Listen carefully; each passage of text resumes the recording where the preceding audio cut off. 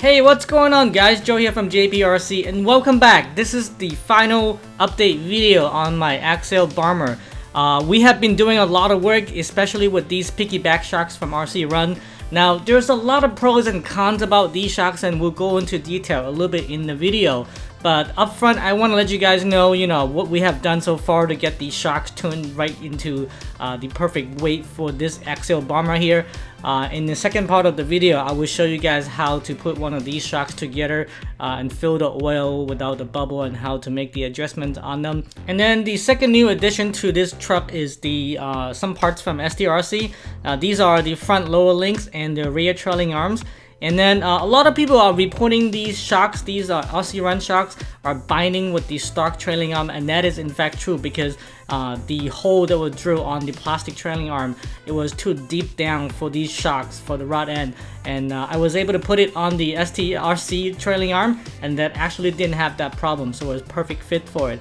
And thank God they were a lifesaver for getting these shocks to fit on this car perfectly.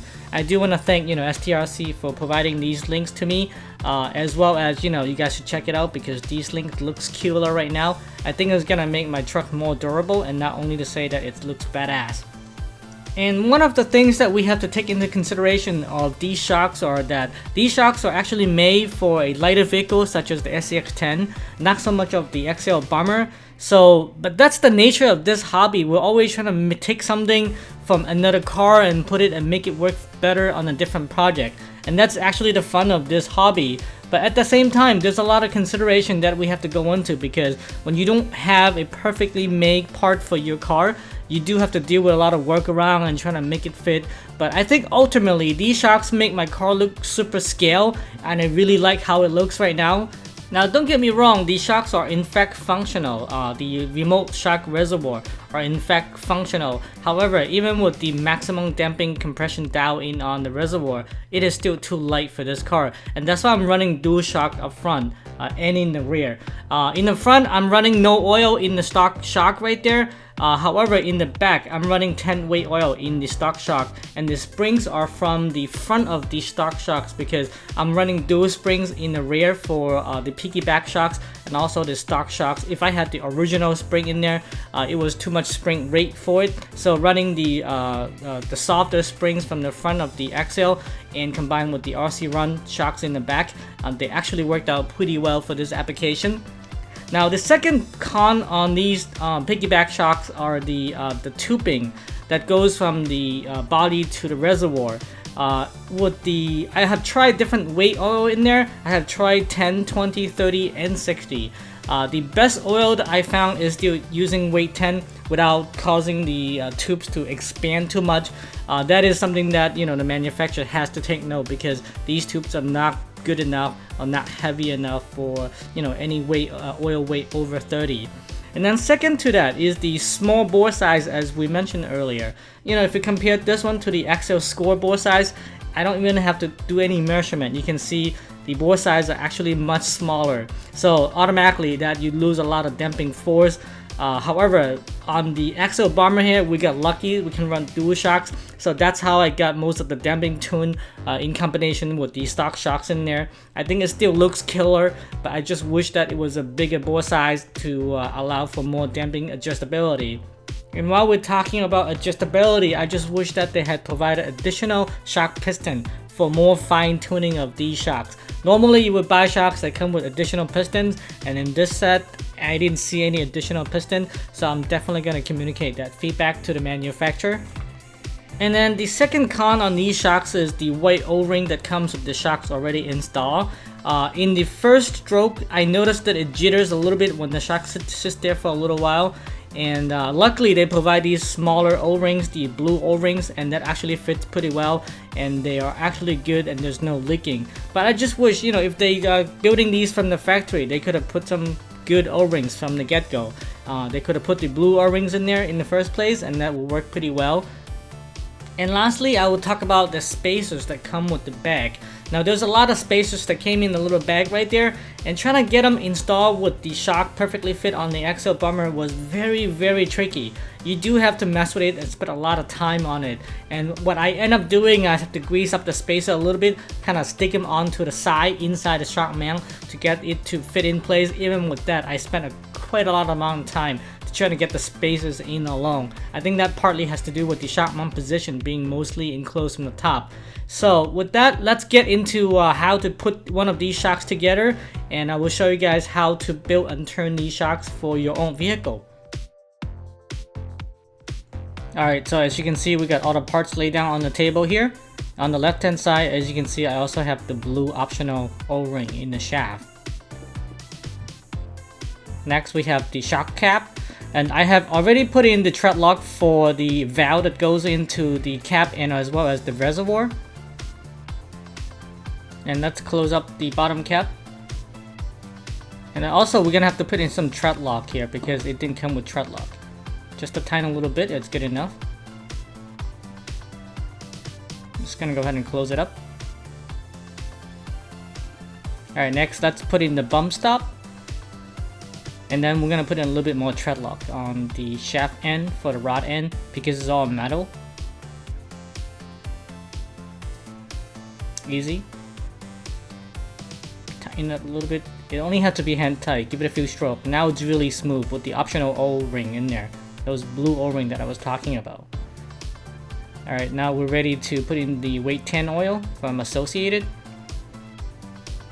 And the first round, we're just gonna fill it up. You don't really have to do a lot of work to make it tight. We're just gonna fill all the way up and then put it aside. Yeah, with this tool, it actually makes it very easy to fill the oil in there. Super nice. Yeah, I'm trying to show it on the camera here. Yeah, so it doesn't have to be you know, perfect on the first round. Alright, next we're gonna connect the tube between the reservoir and the shock cap. Just slide it right in, and then I'm gonna put in a little bit of thread lock before we close the cap. It only needs to be hand tight. It doesn't have to be super tight, as long as you can have it fully secure in there. Hand tight is fine, because once the thread lock sets in, it will be secure and no leaks. And then we'll repeat the same on the other end. There you go. It's all set for this piece. And then we're gonna go ahead and fill the oil in there. What's gonna happen is we're gonna drip in some oil in there. You don't have to care about how much right now. Just a couple of big drops in there. And then we'll slide in the piston. And we're gonna come back and show you how to get the air bubbles out. Alright, the piston is ready. We're just gonna drop it in.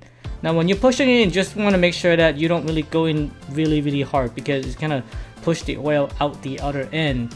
At this time, you just want to put it in a little bit. You can go ahead and drain the excess oil dripping down.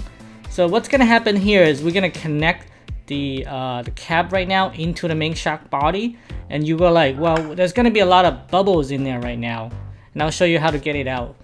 So we're gonna go ahead. You don't have to mind too much. You just do it over the bottle so that the excess oil goes back into the bottle. You're not wasted. Slowly close it up.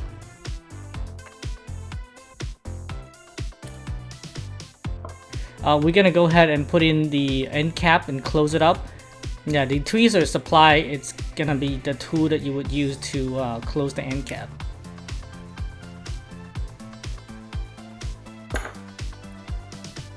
And what's gonna happen here, there's air bubble inside, and we're gonna give it a few strokes upside down with the reservoir going down. So by doing that, it transfers the air bubble from the main shock body into the reservoir, because the oil is heavier, so it will settle down into the reservoir, and then there'll be no more bubbles inside, but the bubble will be at the main shock body. Yep, I think it's good now, nice and smooth. So at this point, we're gonna open up and make sure that the main shock shaft is fully compressed, because you want all the oil in the reservoir. When we open this up, the reservoir and the tubing will have no bubble. It will be the bubble will be in the main shock shaft body. So we're gonna go ahead and refill the oil in the shock shaft, and then we can close it back up again. And this way, all of the bubble will have been pushed out when you're closing it out. because there'll be no more room in the reservoir to escape. Just a tiny little bit more. Put it aside. One thing we're gonna have to put in is to secure the thumb screw in there, because before we can close it up, you do want to have the thumb screw fully compressed. And this way, it's gonna have the maximum compression inside the reservoir when you close it up, and it also allows the room for the reservoir to escape when you loosen up the thumb screw.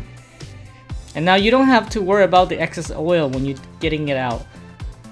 Alright, just close it up easily. You probably can't see it on the camera. There's gonna be a bubble escaping from the thread when you're closing it up. Let's zoom it in. Hopefully you can see it. We're almost done. I'm doing it over the bottle just so that I don't, you know, let the oil go to waste and go back into the bottle. Just wipe it off with a piece of Clorox. Alright, so the installation is complete. Let's give it a few strokes. There you go, nice and smooth. So at this point it's maximum compression. You can see the V-bound from the shaft. It's coming back out when you push all the way in. Now this is actually super smooth. I really like the shocks. And let's loosen up the compression on the reservoir. And this way it's gonna have less compression in the reservoir, so the damping is gonna be easier. It's gonna be lighter. Tighten it up again. You can see now we get more compression inside. So that's basically how it works. Pretty straightforward. And doing it this way, you get no bubble inside. You get consistent damping.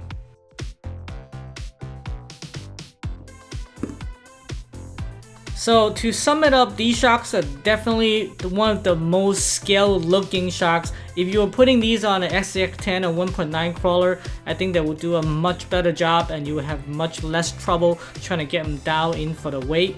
But you know, nonetheless, at the end of the day, I really like how they look right now. And for the price of $30 a pair, I have, you know, not much of complaining.